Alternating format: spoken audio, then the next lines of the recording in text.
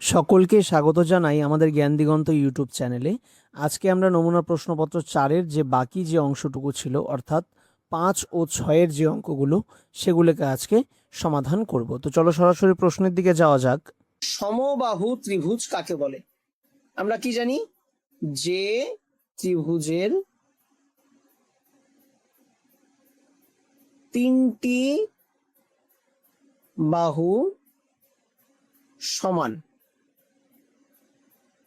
তাকে সমবাহু ত্রিভুজ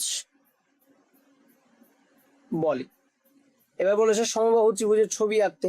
এটা হচ্ছে সমবাহু ত্রিভুজ। আমরা ধরলাম এটা 5 সেন্টিমিটার, এটা 5 সেন্টিমিটার, এটা 5 সেন্টিমিটার বাহু। তাহলে দেখো প্রত্যেকটা বাহুই কিন্তু সমান। পরবর্তী প্রশ্ন দেখো, একটি আয়তঘন বস্তুর কটি তল?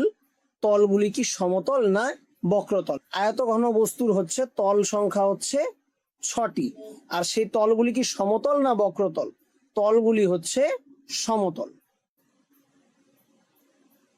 পরবর্তী প্রশ্ন, একটি বর্গাকার মাঠের পরিসীমা 48 মিটার, মাঠটির দৈর্ঘ্য ও প্রস্থ নির্ণয় করো। দেখো আমরা পরিসীমার সূত্র কি জানি? বর্গাকার মাঠের পরিসীমার সূত্র কি জানি? বর্গাকার মাঠের পরিসীমা 4 গুণ বাহু। এটা হচ্ছে বর্গাকার মাঠের পরিসীমা। তাহলে কি করতে হবে? 4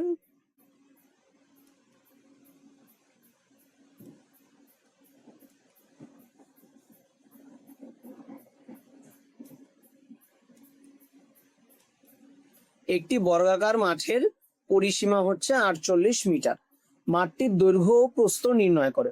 দেখো বর্গাকার মাঠের পরিসীমার সূত্র কি? বর্গাকার মাঠের পরিসীমা সমান সমান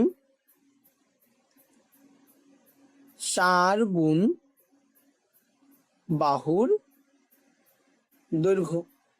তাহলে এই 4 গুণ বাহুর দৈর্ঘ্য মানেই হচ্ছে বর্গাকার মাঠের পরিসীমা। তাহলে আমরা বলতে পারি যে 4 গুণ বাহুর দৈর্ঘ্য সমান সমান 48 মিটার। কারণ এই 4 গুণ বাহুর দৈর্ঘ্য মানেও যা, এই পরিসীমা সমান সমান 48 মিটার মানেও তাই। তাহলে বাহুর দৈর্ঘ্য কত হবে? বাহুর দৈর্ঘ্য 48, এই 4 এই পাশে গুণ হয়ে আছে, এই পাশে চলে আসলে ভাগ হয়ে যাবে। 4 দিয়ে যখন ভাগ করব কত হবে? 4 বারং 48। তাহলে বাহুর দৈর্ঘ্য কত হবে? 12 মিটার।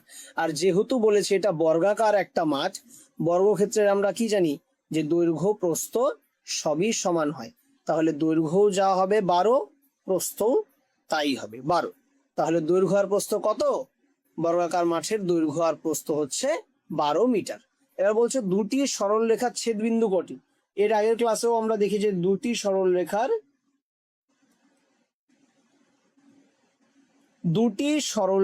ছেদবিন্দু কটি? দুটি সরল রেখার ছেদবিন্দু হচ্ছে একটি।